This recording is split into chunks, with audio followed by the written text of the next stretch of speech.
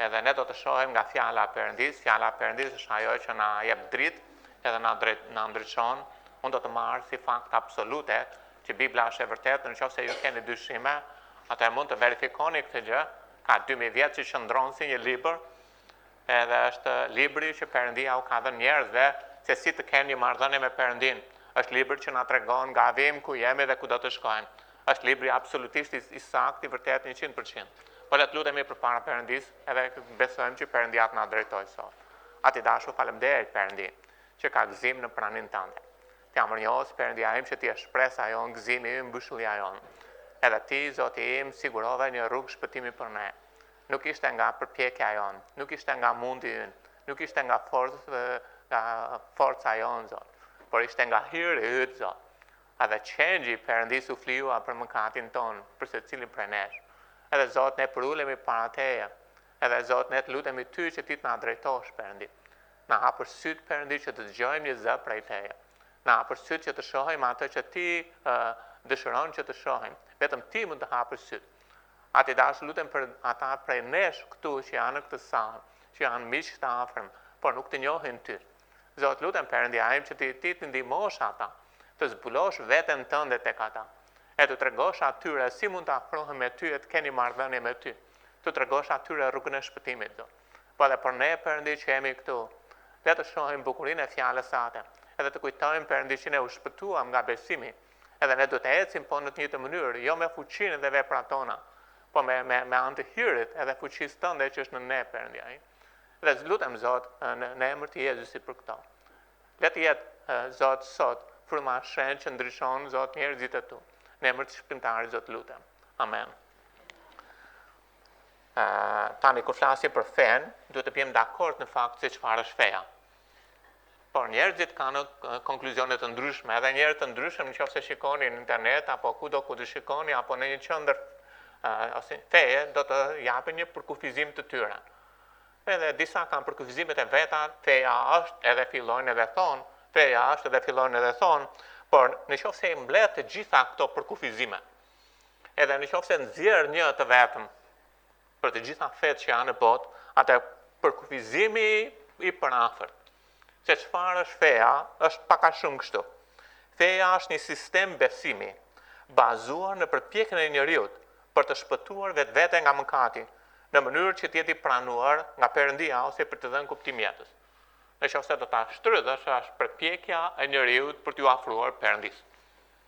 Kjo është pak a shumë feja. Në gjithë këto gjëra që është, sepse njerëzimi ka me qindra mira fe në botë, dhe sipas mënyrës vetë, mendon që e ka gjetur zgjidhjen për t'u afruar Perëndis. Edhe secili ka rrugën e vet. Disa kanë disa sakramente, disa kanë disa gjëra që mund të bëjnë, disa kanë shtylla, disa kanë praktika, disa kanë rituale, disa kanë lloj gjëra që kanë, por gjithë këto gjëra janë të bazuara në atë se çfarë njeriu përpiqet të bëjë për t'u afruar Zotit. Ose për të qenë jeta me kuptim. Sepse nëse heq këtë, atëherë kot e erdhëm, kot jemi, atë se nuk dim se çfarë po bëjmë. S'ka kuptim jeta. Në fe, në botë ka shumë fe. Sa është numri eksakt i feve nuk dihet.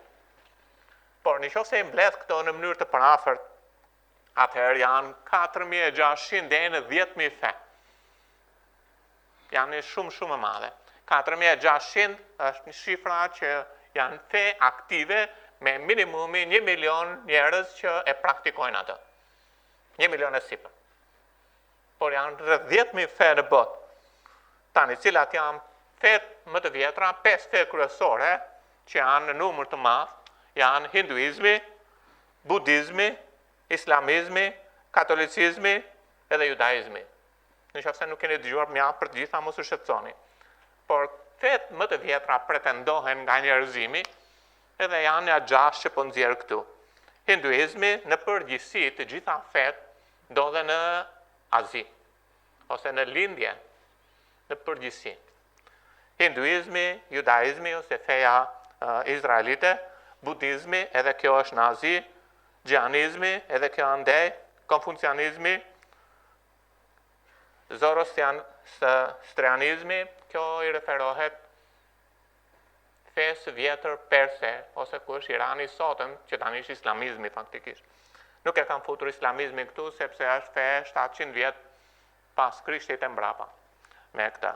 Por gjitha këto, ose Shinto në Japoni, feja Kelt, është një fe vjetër 500 para Krishtit edhe pak më mbrapa. Taoizmi, fet greke me Zeusin, me Herën, Athinan, që fse keni dëgjuar, të gjitha këto janë të njohura së bashku. Tek kristianizmi, njerëzit i ngatrojnë pak, i bën çik qartë, po në parim fusin brenda katolicizëm, ortodoksizëm, së bashku dhe protestanizëm, ose i quajnë fet abrahamike. Dhe feja abrahamike, nëse i ndan ose fet aziatike, dhe fet aziatike ishin të ato që përmendam sipër, hiç judaizmin, fet abrahamike janë 3 që ndjekin Abrahamin.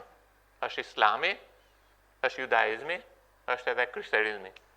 Kështu i gjykojnë, domethënë në mënyrën si ndajnë kategoritë. Tani unë këto e gjeni në internet, gjitha këto që thash. Janë falas. Por unë do të ndaj nga Bibla.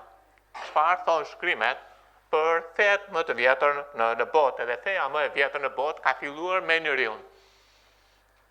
Edhe ka filluar me Adami dhe Evën, edhe pasuan tek 2 bitë e tij, edhe pasaj ato ushtuan, edhe pasaj morën formë në gjithë racën njerëzore, dhe së fundi pasaj u mblodhet të gjitha në një, edhe gjithë të gjëra gjenden në librin e Zanafillës, edhe kështu ka rrjedhur, dhe në fund fetë gjithashtu kanë një fund. Te zbulesa 17-18, Perëndia do të heq fetë, edhe ai do të vendos veten e vet, ndërkohë që banon me njerëzit në një marrëdhënie personale me ta. Por kur vim tek Adami dhe Eva te Zanafilla 1 dhe 2, Zanafilla 1 dhe 2 na jep krijimin e Perëndis, edhe ne kemi se si Perëndia vendos njeriu në kopshtin e Edenit, e vendos në një marrëdhënie të ngushtë me Zotin, edhe nuk ka fe. Sepse nuk ka çfarë të pengojë njeriu që të afrohet me Perëndin. Njeriu kishte marrëdhënie me Zotin. Me parë që ndodh është njeriu mëkaton. Nuk i bindet Perëndis në atë që Perëndia i tha që të mos hante nga pema e njohjes së të mirës dhe të keqes. Dhe në këtë pikë nuk ishte vdekje, nuk ishte dhimbje, nuk ishte lot, nuk ishte mundime, nuk ishte gjithë të problemet që ne shohim sot në botë, që të gjitha erdhën për shkak të mëkatit. Po kur Adami mëkatoi, atëherë që ndodhi është që nga Zanafilla 3, e derisa kemi fundin e gjithë mbretërive të botës që do të mbarojë një ditë, ne kemi sistem fetar të ngritur nga njeriu. Por gjithashtu kemi edhe zgjidhjen e Perëndis. Edhe të gjitha fetë mund të bashkohen gjithë së bashku, edhe kanë një lloj përkufizimi. Rruga e Zotit ka një lloj linje gjatë gjithë historisë. Rruga e feve ka një lloj linje gjatë gjithë historisë. Ndërsa tani ne jetojmë në këtë me këto problemet me mëkatin, te Romakët 5:12 na thuhet që ashtu siç Adami dhe Eva mëkatuan, pra njeriu parë, ashtu si njeriu parë mëkatoi, edhe për shkak të mëkatit e vdekja, kështu ne të gjithë ne kemi një problem me vdekjen sepse ne mëkatojmë. Si dhe ashtu si janë shumë të rëndësishme në Bibël. Arsyeja pse ne do përballemi një ditë me vdekjen, edhe pse mund të përmundohemi me çdo mënyrë, me shkencë ta gjejmë ilaçi për vdekjen, nuk ka për të gjetur.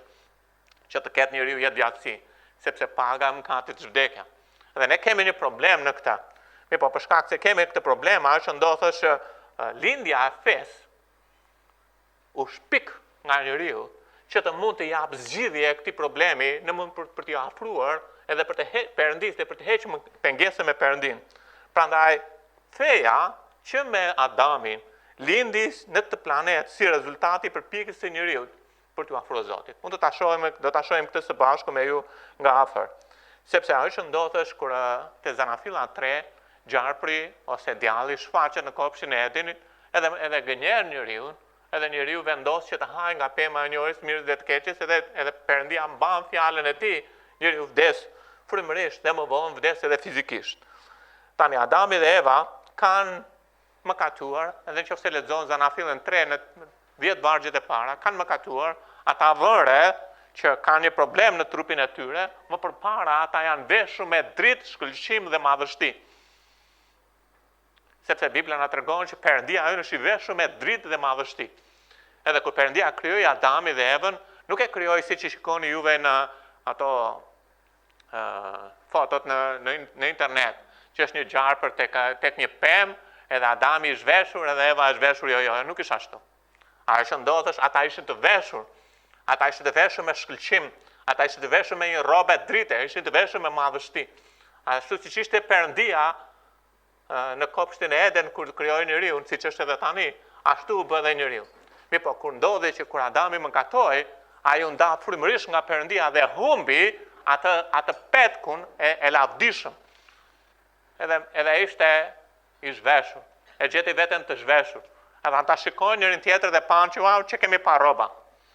Në fakt kishin lavdin, shkëlqimin dhe madhështinë e Perëndis. Prandaj Romakët 3:23 thot, njeriu ka rënë, si gjithë kanë mëkatuar dhe u privuan nga lavdia e Perëndis. Nuk e kanë më atë lavdi, nuk e kanë më atë shkëlqim, por gjithashtu edhe janë të ndarë nga Perëndia për shkak të mëkatit. Kjo është ajo që gjejmë. Tani njeriu shikon ka një problem edhe përpiqet të gjejë një zgjidhje. Dhe mënyra si përpiqet të zgjidhje është Zana Filla 3 në vargu 7. Atëherë, pra aty sapo kanë mëkatuar, vargu 6 kanë mëkatuar, 1 deri në 5 është tundimi për të mëkatuar, ata kanë rënë në tundim, kanë mëkatuar, në vargu 7 thuhet. Atëherë ju hapën sy të dyve dhe panë se ishin lakuriq. Kështu ata qepën gjethe fiku dhe bën breza për të mbuluar. Tani, kur Bibla na mëson të vërtetën, na mëson duke krahasuar shkrimet me shkrimet. Edhe të gjitha gjërat kanë një domethënie dhe një pikturë. Fiku në shkrime është pikturë e vetë drejtësisë. Edhe ajo që bën ata fizikisht, ata bën diçka, bën një gjethe fiku u rregulluan për të mbuluar atë lakuriqsinë e tyre. Kjo është nga ana historike. Por ka një kuptim domethënie, sepse Bibla ka zbatim historik praktik, edhe një zbatim doktrinar, por ka një domethënie në këtë. Gjethet e fikut janë pikturë e një njeriu që përpiqet që të mund të gjejë zgjidhjen në mënyrën e vet, me anë të drejtësisë vet. Izraeli gjatë gjithë kohës është krahasuar me një fik. Edhe Izraeli gjatë gjithë kohës është përpjekur që t'i afrohet Perëndis me drejtësinë e vet. Te Romakët kapitulli 10 nga 1 deri në 3 thuhet: Vëllezër, dëshira e zemrës sime dhe lutja që i drejtoj Perëndis për Izraelin është për shpëtim të tij. Nëse nuk kuptoni shumë, do t'i lidh të gjitha këto gjëra së bashku. Sepse unë dëshmoj se kanë një zell për Perëndin, por jo sipas njohurisë, sepse duke mos njohur drejtësinë e Perëndis, Izraeli, por duke kërkuar të vendosin drejtësinë e vet, nuk ju nënshtruan drejtësisë së Perëndis. Pra, ajo që na jep me Izraelin është që Izraeli përpiqet të vendosë në jetën e vet, t'i afrohet Perëndis, të ketë marrëdhënie me Perëndin, jo në mënyrë si Perëndia kërkon, po në mënyrë si Izraeli vet do, me forcat e veta, me përpjekjet e veta, me vetë drejtësinë e vet. Edhe njeriu nuk ka ndryshuar edhe sot. Njeriu modern fshihet pas asaj që është drejt në sytë e vet. Ti ke fen tënde, praktikoj atë, unë kam fen time. Unë gjykoj që kjo është e drejtë të bëj. Ti ke besimin tënd, praktikoj atë, unë kam besimin tim. Edhe se cili ka rrugët e veta, se si mendon ai që mund t'i afrohen Perëndis. Edhe kështu kemi kaq shumë fe në botë. Adami dhe Eva, kuptoni diçka, bën më të mirën e tyre për të gjetur një zgjidhje për problemin që kishte rënë për shkak të mëkatit. Më të mirën. Çfarë bën? Ata panë kishin një problem, ata munduan ta zgjidhin problemin. Kështu që feja është përpjekja e njeriu për të zgjidhjen e mëkatit në mënyrë që të jetë i pranuar nga Perëndia. Por ajo që vëmë re është Perëndia refuzon këtë zgjidhje të Adamit dhe Evës. Zoti shkon tek ata dhe thot, ku je? Adami dhe Eva aty, sikur nuk i di Zoti ku ishin, por edhe ata të fshehur, edhe fillojnë të flasin me Zotin. Edhe Adami fillon të zbulojë që ka një problem tani pas mëkatit. Edhe Zoti thot, mos ke ngrënë nga pema e njohjes, edhe dëshira e Perëndis është që njeriu të jetë i sinqert me Perëndin.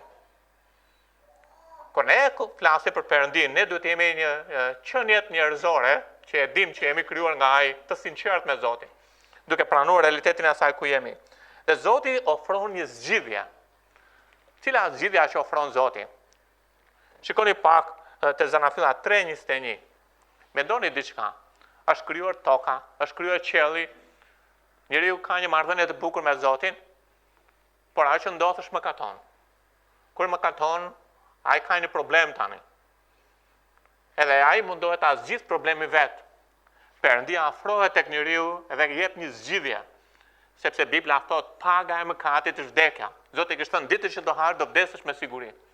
Dhe cila është zgjidhja që bën Zoti? Për herë të parë në historinë e gjithë krijimit, një kafshë e pafajshme ju derdh gjaku. Për herë të parë në gjithë historinë e njerëzimit, gjaku derdh në mënyrë që të mund të shfaqsoj Adamin dhe Evën që kishin mëkatuar. Kjo është ajo që po ndodh me Perëndin. Ajo që po ndodh me njeriu është që për herë të parë mënyra si njeriu përpiqet të shkojë tek Zoti është duke përpjekur me forcat e veta, duke përpjekur duke për më të mirën e vet. Dhe Zoti e hedh poshtë atë.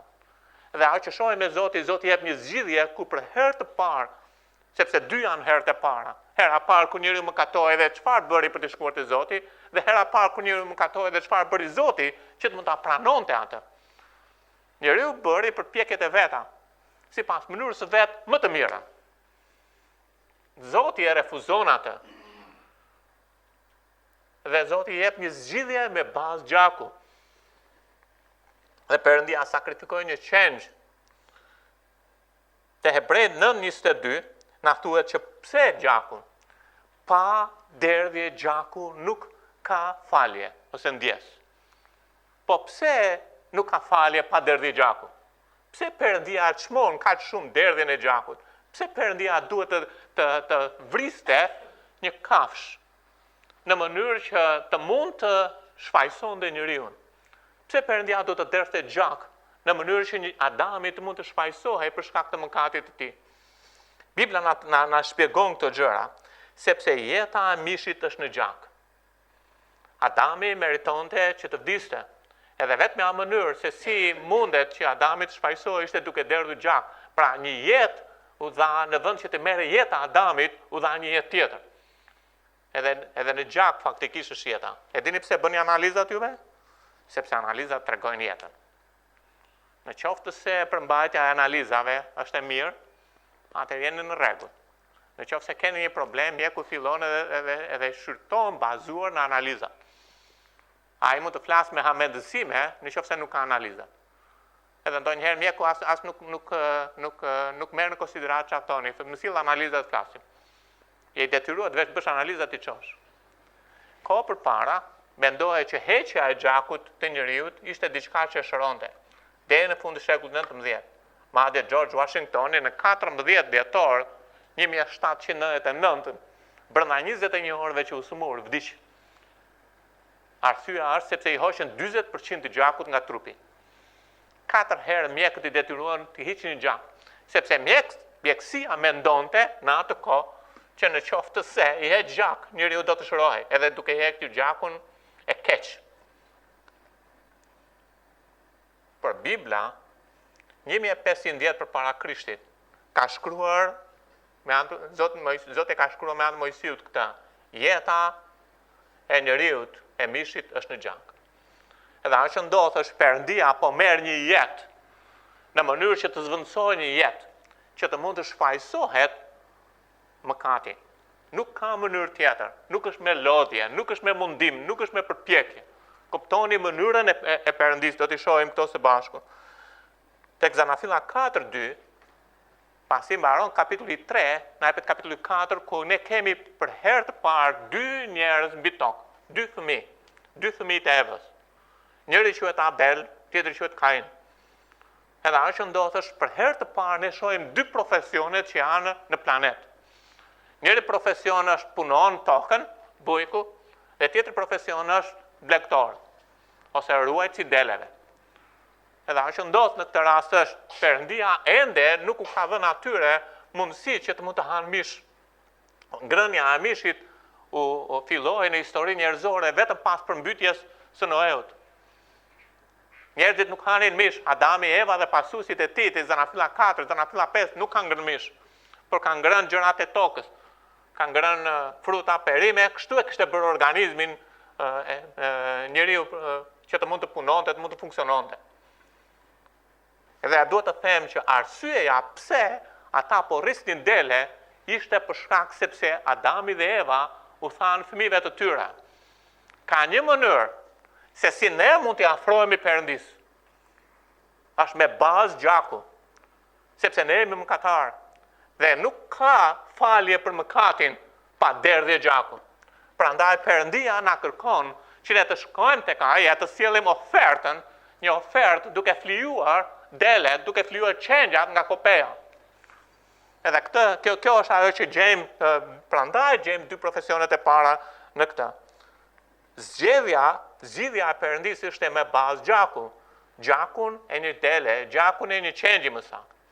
Sepse ajo ofron të palindur kopes të çengjave, gjakun e një çengji. Modeli Perëndis, tani Perëndia po jep një model, ndërkohë që ai po jep një zgjidhje, po jep edhe një model për gjithë racën njerëzore. Ne kthejmë kokën mbrapa dhe kemi 6000 vjet histori njerëzimi. Por ne jemi këtu tani tek Zanafilla 4, sapo ka filluar historia e racës njerëzore. Perëndia ka dhënë një zgjidhje që ishte në kundërshtim me përpjekjet njerëzore, domethënë me fen, dhe Perëndia ka dhënë zgjidhjen e tij me bazë gjaku. Por gjithashtu Perëndia na tregon që ai na jep një model dhe këtë model e ndjek gjatë gjithë historisë njerëzore derisa ai zbulon shpëtimin e tij, sepse Perëndia dërgon një çengj, vetë Zoti dërgon një çengjin e tij në mënyrë që të flijohet për gjithë mëkatet e botës. Edhe Bibla na tregon për këtë model tek Eksodi 12, shumë kohë më vonë. Perëndia na tregon që i kërkon Izraelit që të marrin një çengj. Edhe do të vëmre që çengji vazhdon zbulohet gjatë gjithë shkrimeve. Do të një çengj. Edhe shikoni si thot, i thoni asamblesë Izraelit ditën e 10 të këtij muaji, çdo burr do të marrë për vete një çengj, sipas madhësisë së familjes së atit një çengj për shtëpi. Çengji juaj duhet të jetë pa të meta. Pra Perëndia kërkon që ata të marrin një çengj. Po çfarë do bëjmë me çengjin? Edhe ajo që ndodh, shikoni vargjet më poshtë.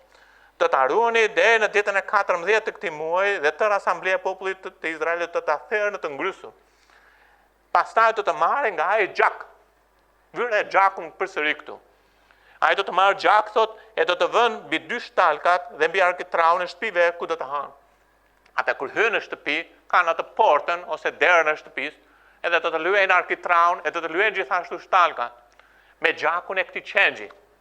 Kjo është ajo që Zoti po kërkon atë. Pse gjithë kjo përsëri dhe vazhdo më tutje. Eksodi 12:13. Dhe gjaku do të jetë për ju një shenjë mbi shtëpitë ku ndodheni, kur unë, domethënë Zoti, do të shoh gjakun, do të kaloj tutje dhe nuk do të ketë plagë me ju për t'ju zhdukur kur të godas vendin e Egjiptit. Ajo që Perëndia apo na jep është një model. Ai therrë një kafsh në mënyrë që të afronte Adami dhe Evën me veten e vet. Dhe kjo kafsh ishte çengji. Pastaj ky model kalon te Adami, nga Adami kalon te fëmijët e Adamit.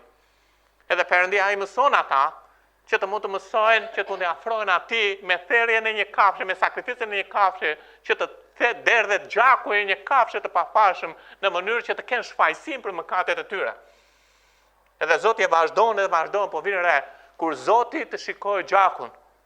Pra Perëndia nuk do shikojë mundin, nuk do shikojë lodhjen, nuk do shikojë përpjekjen tonë, nuk do shikojë ndershmërinë tonë me Zotin.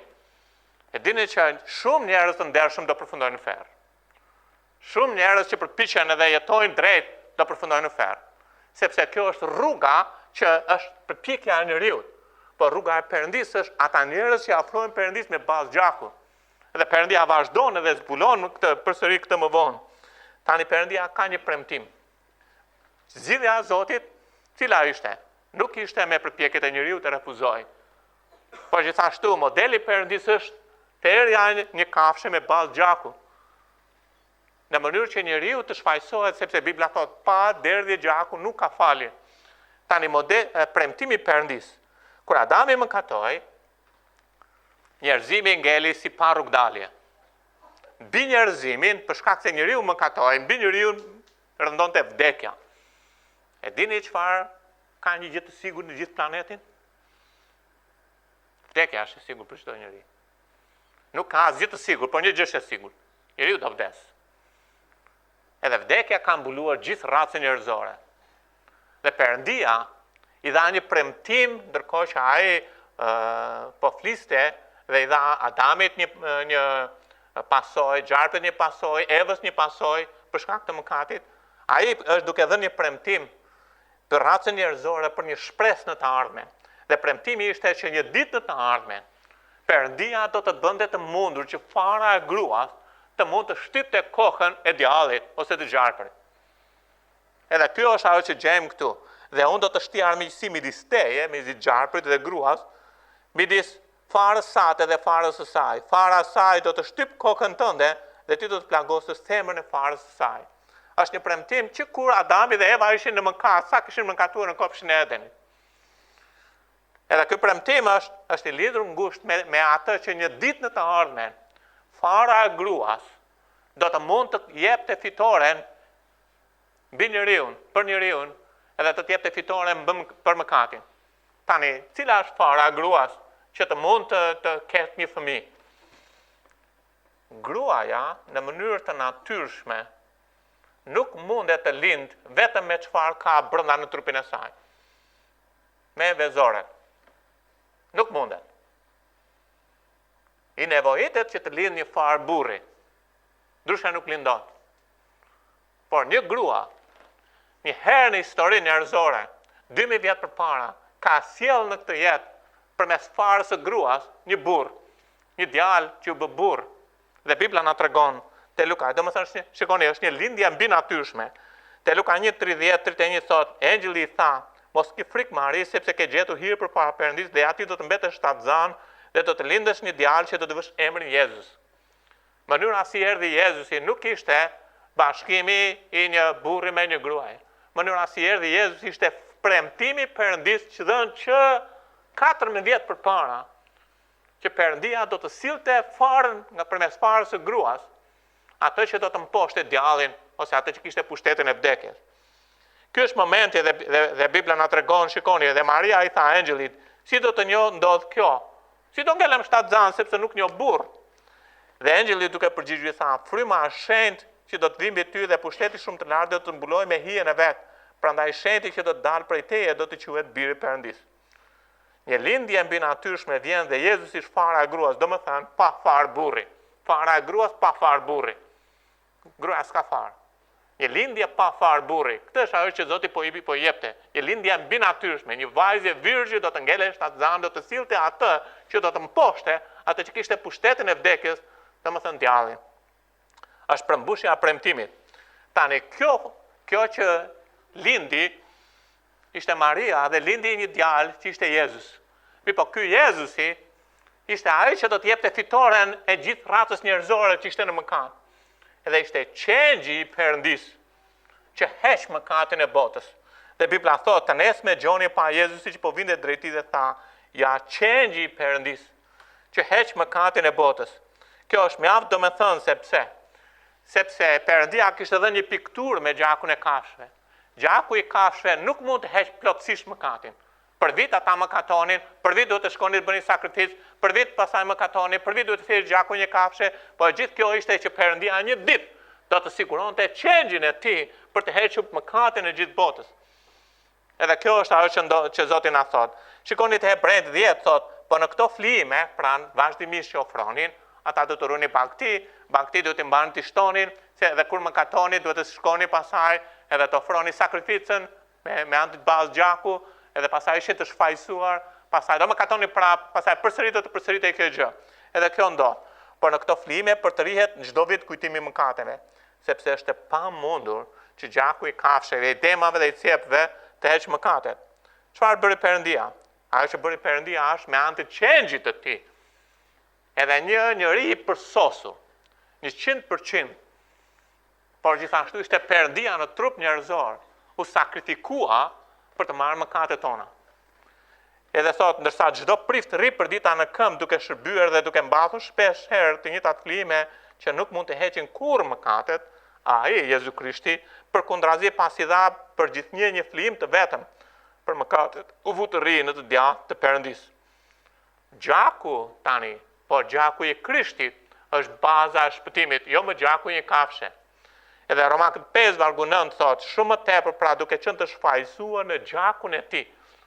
Pra Perëndia na vjen dhe na tregon në gjithë ato histori, njerëzimi na tregon një pikturë për të ardhmen, që një ditë Perëndia do të siguronte change-in e tij dhe përmes gjakut të change-it të tij do të mund të afrohesh te Zoti.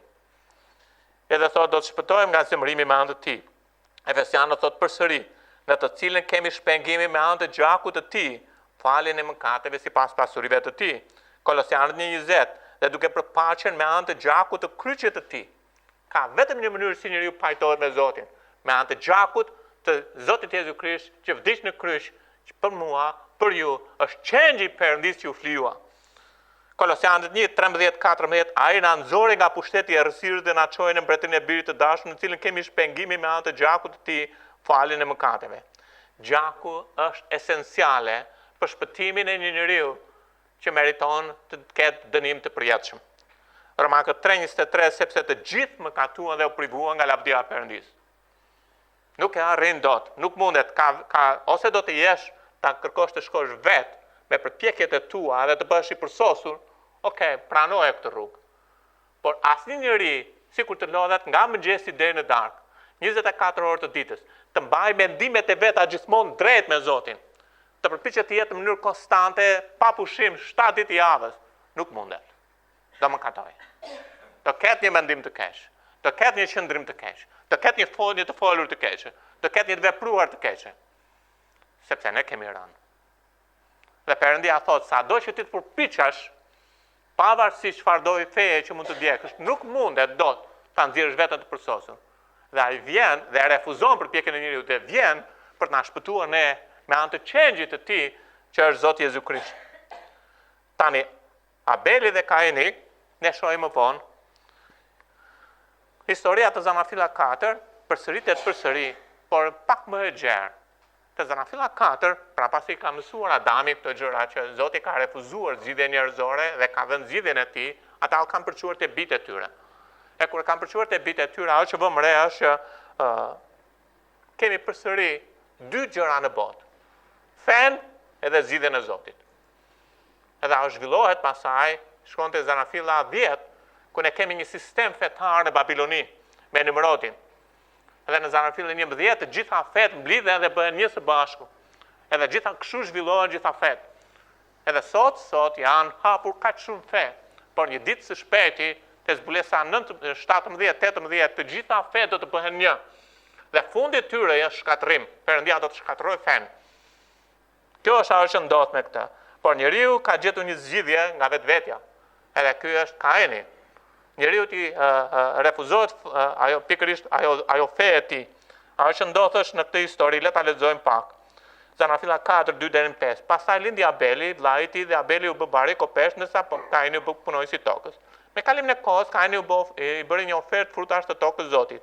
Por Abeli ofroi dhe ai të parlindurit e tij e kopesë të tij dhe ndyrën e tyre. Dhe Zoti çmoi Abelin dhe dhuratën e tij, por nuk çmoi Kainin dhe ofertën e tij. Dhe kështu Kaini u pezmatua dhe shumë dhe fytyra e tij mori një pamje të dëshpëruar. Kur e lexon atë, duket sikur Zoti ishte pa drejt. Kaini ishte bujk. Më fal, po mirë thash. Bujk. Abeli ishte blegtor. Ai punoi, u lot, u mundua, edhe i qoj, tjerësën time. Dhe afroi Zotit. Abeli, theri, dhe ofroi change-in, sepse ishte blegtor. Njëri bujk, tjetër blegtor. Njëri përpoqti çonte më të mirën e vet, tjetri shkoi dhe i çoi frutin, i çoi të palindurin e kopes. Njëri shkoi me bazë përpjekje, tjetri shkoi me bazë gjaku. Duket sikur Zoti ishte pa drejt, por Zoti sapo mësuam nga Adami dhe Eva. Zoti na tregon që njeriu ka rënë, nuk mund t'i ofrojë dot Zotit diçka të përsosur në gjendjen e tij mëkatare. Tek Zanafilla 3, ajo që ndodh është që Adami mëkaton, mëkati ka hyrë në Adamin, toka është e mallkuar, edhe ajo që njeriu po bën, është njeriu po i çon diçka Zotit, por nga ajo që është e mallkuar. Edhe unë në gjendjen time mëkatare jam ndarë nga Perëndia. Sado që të më përpiqem unë, ajo që i ofroj Zotit është nga ajo që unë kam rënë edhe po i ofroj Zotit diçka që jam i mallkuar, kam një problem. Prandaj Zoti nuk pranon përpjekjen sepse ka një mëkat, ka mallkim, ka problem këtu. Nuk mund të jetë diçka e pastër që t'i ofroj Zotin, çfarë do lloj përpjekje e fe që mund të ndjek. por me bazë gjaku, sepse pa derdhje gjaku nuk ka falje. Me bazë gjaku është zgjidhja e Zotit. Tani ajo që ndodh është nëse shikon të dyja këto, sigurisht mund të mendosh. Kaini ka shportën e vet, rrepa, çka ka gjetur atje, është munduar, është përpjekur, portokallet shkëlqejnë, mollet shkëlqejnë, gjitha ato gjëra dhe Kaini shkëlqen të tyra, edhe thot Zot, ja mundi im, jam lodhur, jam përpjekur, prano ofertën time. Ndërsa Abeli ka vajtur dhe ka ofruar të parlindurin e kopes, me bazë gjaku, edhe ai kokën ulur, edhe di është mëkatar, e di që përpara Perëndisë së shenjtë ai meriton dënimin, sepse ka shkelur urdhrin e Perëndisë, e thot, ki mëshirë Zot për mua mëkatarin. Dy njerëz të ndryshëm, dy qasje të ndryshme. Edhe shpesh herë feja inkurajon njerëzit mundohu, përpiqu, sakrifiko, mbaj 10 sakramente, mbaj 5 shtyllat, lutu 5, falu 5 herë në ditë, çfarë do gjë që përpiqesh të bësh, mundohu të jesh i ndershëm, përpiqu të jesh mirë. Edhe ja, këto janë më të mirat që mund të ofroj Zot. Zoti refuzon ato. E dini pse refuzon? Sepse vi nga diçka që është e mallkuar. Sepse ju dhe unë kemi mëkatuar. Dhe ju dhe unë nuk mund të ja ofrojmë Zotit diçka të pastër, sepse kemi rënë. Ju thoni ja ofrojmë diçka të pastër, ju kurrë në qoftë se merr një gotë me ujë dhe hedh një pikë helm, ajo nuk është më e pastër. Kaq mbaroi. Në qoftë se ju keni mëkatuar, nuk keni të pastër përpara Perëndisë. Dhe çfarëdo gjë që më përpiqeni me djersën tuaj, me lodhjen tuaj, kështu janë 10.000 fe. Që çfarë po bëjnë? Ato po përpiqen që të mund të ndikojnë te njeriu të njëjtën mënyrë si Eva dhe Adami u përpoqën me vetë drejtësi. Po përpiqen të bëjnë tek njeriu të njëjtën gjë që bëri Kaini, duke vajtur me vetë përpjekje, me vetë mundim, me vetë lodhje. Jam lodhur, thot Kaini, jam munduar, jam sfilitur. O Zot, ti do ta pranosh këtë ofertë. Zoti e hedh poshtë atë. Sa njerëz ferri shmbushur plot me fe, me fetar. Sa njerëz lodhen, janë bërë murg, janë bërë murgesha, shkojnë edhe falen 5 herë në ditë, edhe punojnë pa pushim, me shpresën që një ditë Zoti do të ketë mëshirë për ta dhe të çojnë parajs. Edhe shkojnë ferr. Sepse Perëndia nuk pranon përpjekje. Perëndia kërkon që të vish tek ai me bazë gjaku, me zgjidhjen e tij, jo me zgjidhjen tonë nga ana njerëzore. Këtë gjejmë tek Adami dhe Eva. Këtë gjejmë gjithashtu tek Abeli dhe Kaini. Këtë gjejmë gjatë gjithë historisë, derisa Perëndia zbulon çengjin e tij. Dhe çengji i tij është për gjithë botën. Edhe vetëm në mënyrë se ne mund të pajtohemi me Zotin, nuk është duke u munduar, nuk është duke u përpjekur, sepse në gjak është jeta, por duke besuar në vdekjen zvendësuese që Perëndia siguroi për mua dhe për ju. Dhe kjo vdekje zvendësuese është Jezu Krishti, çengji i përsosur i Perëndisë vdiq për ju. U varros dhe u ringjall pas 3 ditësh. Abeli dhe Kaini. Kaini ka zgjedhjen e tij për mëkatin në bazë përpjekje. Kjo është feja. Ç'është feja? Feja është zhvilluar, e ka ngelur në atë esencë. Feja është përpjekja e njeriu për të afruar tek Perëndia. Nuk ka rëndësi çfarë emri ka, katolik, ortodoks, islam, bahai, budist, dëshmitari Jehovah, çfarë do lloj feje që është duke u përpjekur. Brenda atyre kanë rregullat e veta. Po në fund të fundit të gjitha nëse i shtrethash përpjekja e njeriu për t'u afruar Zotit. Ndërsa Abeli shkon te Zoti, pranuar që është mëkatar, nuk bën dot asgjë. Por Perëndia i ka dhënë zgjidhje me bazë gjaku dhe shon kafshën. Tani ne nuk duhet të flijojmë çengja vazhdimisht. Nuk duhet të bëjmë kurban vazhdimisht, sepse Perëndia flijoi çengjin e tij një herë për gjithmonë, thot Bibla. Që kushdo që kthen syt nga ai, Perëndia e fal atë. Edhe i heq jetën, dhe i heq mëkatin dhe i jep jetën e përjetshme. Kjo është ajo që ndodh. Sot pas 6.000 vjetësh, a ka ndonjë gjë të re? Jo. Bibla thot, ajo që ka qenë, është ajo që do të jetë. Ajo që është bërë në të kaluarën, është ajo që të bëhet. Pra ashtu si Eva dhe Adami shkuan tek t'u afruan Zotit me vetë drejtësi, ashtu si Abeli dhe Kaini na japin një mësim, Kaini shkoi tek Zoti me vetë drejtësi. Dhe me qëra fjala, Zoti fillon nga Kaini dhe e quan një rrugë, në të cilët futet të gjitha fetë, edhe e quan rruga e Kainit. Edhe një njëri mund të eci ose në rrugën e Kainit, ose mund të eci në rrugën e Zotit. Rruga e Kainit është përpjekja e njeriu për t'u afruar me Perëndin. Rruga e Zotit, zgjidhja e Zotit për njeriu. Edhe kjo është ajo që ndodh, dhe zgjidhja e Zotit është qengji i Zotit, është Jezu Krishti. Tek Juda 1:11 thotë, mirë ata sepse kanë marrë rrugën e Kainit dhe u dhanë pas çoroditjes së Balamit për fitim dhe mbaruan në rebelim të Korehut. Domethënë Zoti kur i shikon Kainin, edhe ai shikon atë duke ofruar me mundimin e vet, me lodhjen e vet, nga ana njerëzore themi, o Zot, po e di çfarë? Çfarë të bëj? Më të mirën po të ofroj. Edhe Zoti thotë, refuzohet. Sepse ajo që po ofron ti është e ndotur. Edhe unë jam një Perëndi shenjtë. Edhe ajo që rëndon mbi ty është vdekja. Atë duhet dikush të vdes që ti të rrosh. Jo të përpiqesh ti të ofrosh diçka që tashmë është e mallkuar. Zot, po kush do vdes për mua? Të gjithë njerëzit janë mëkatar. Të gjithë njerëzit kanë rënë. E Zoti thotë, unë do të siguroj çengjin tim. Një njeri pa mëkat që vdes për gjithë mëkatarët. Dhe Perëndia çfarë bëri? Solli farën e grua siç premtoi. Dhe Jezu Krishti erdhi nga qielli në tokë, lindi nga një virgjëresh, jetoi një jetë pa mëkat. 100% Perëndi dhe 100% njeri. Perëndia në trup njerëzor. Edhe duke qenë 100% njeri, vdiq për gjithë racën njerëzore. Duke qenë 100% Perëndi, krijoi urë midis njerëzve dhe Perëndisë. Prandaj feja është e mallkuar. Nuk ka rëndësi çfarë feje është. Katolike, ortodokse, muslimane, apo edhe si ku të vish rregullisht në këtë kishësh një fe. Ti nuk shpëtohesh me përpjekje. Ti do të shpëtohesh vetëm përmes çengjit të Perëndisë. Gjoni 14:6 është rruga e Zotit. Jezus tha, unë jam udha e vërteta dhe jeta. Askush nuk vjen tek Ati përveç se nëpërmjet meje.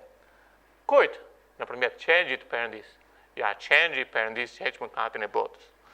Sepse ti ke rënë, sepse ti je mëkatar, ti meriton vdekje, ndarje nga Perëndia, sipas Zbulesës 21:8 Bibla thotë, kurse për frikacakët të pabesët në vërishmit vrasit, e vazhdon listën dhe gjithë gënjeshtarët. A ke tani të bëj një pyetje. Ke gënjur ndonjëherë në jetë? Ke gënjur ndonjëherë në jetë?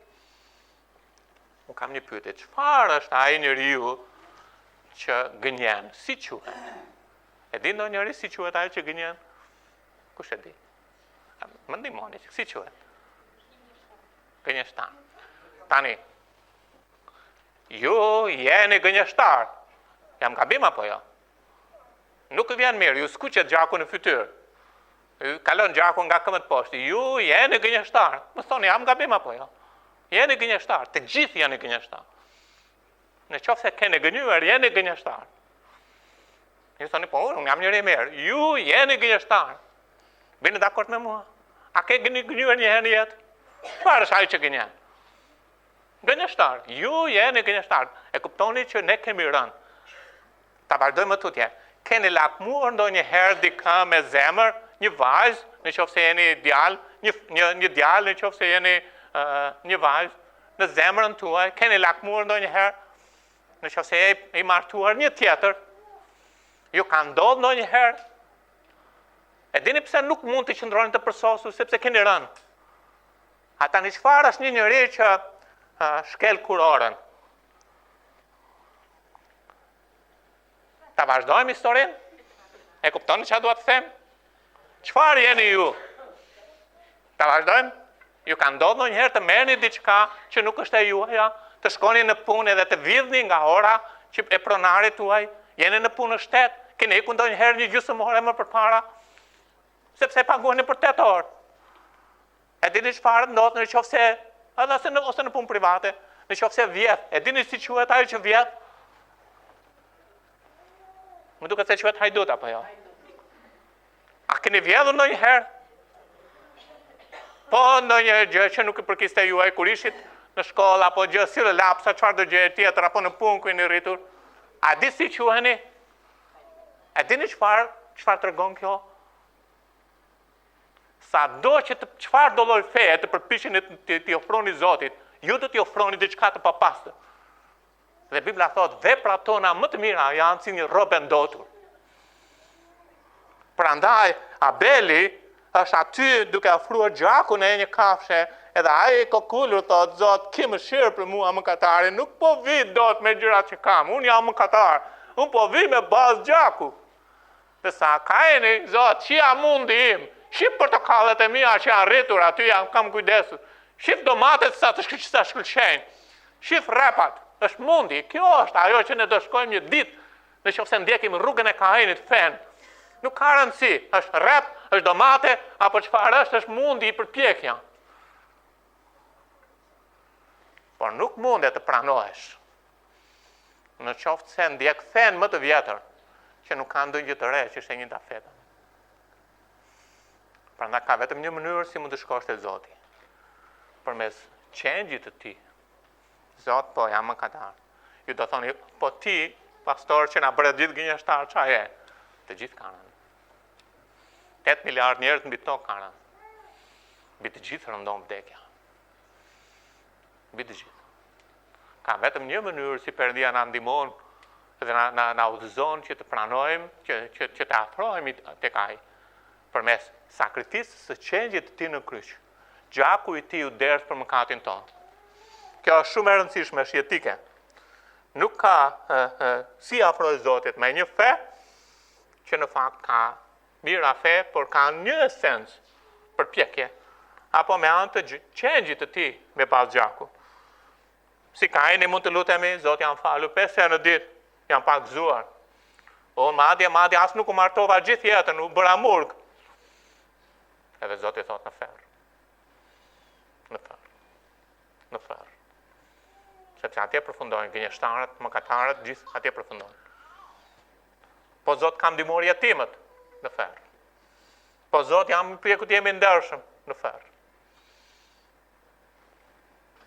Sepse ashtu si u refuzua oferta Kainit, një ditë kur të dili përpara Perëndis, në qoftë se mbaheni te përpjekja juaj, feja juaj, apo ndershmëria juaj, do refuzoheni. Por Zoti ka një zgjidhje. Shikoni çfarë thot te Zanafilla 4:7. Në rast se të bën mirë, a nuk do të pranohesh? Zoti po i thot Kainit, ka një rrugë. Sepse oferta Abelit u pranua. Në rast se ti Kain bën mirë, cila është të bënte mirë?